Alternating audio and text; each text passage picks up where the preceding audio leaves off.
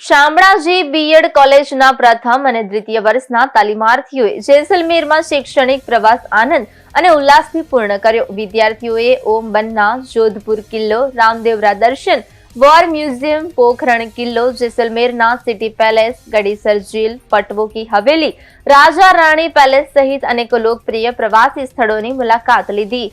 વિદ્યાર્થીઓને જીપ અને કેમલ સફારીનો અનુભવ મળ્યો, જ્યારે सांस्कृतिक कार्यक्रम અને ડીજે પાર્ટી દ્વારા પ્રવાસને વધુ રોમાંચક અને યાદગાર બનાવવામાં આવ્યું।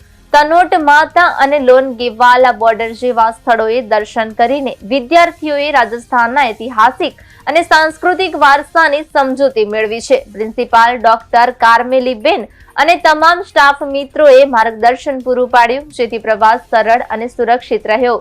વિદ્યાર્થીઓએ અભ્યાસ પ્રેરિત પ્રવાસ દ્વારા નાની ટીમમાં સહકાર, સંશોધન અને અનોખા અનુભવનો મેળવવાનું મૂલ્યવાન અવસર મેળવ્યું છે, જેને કારણે પ્રવાસ સંપૂર્ણ રીતે સુવિધાજનક અને યાદગાર રહ્યો છે।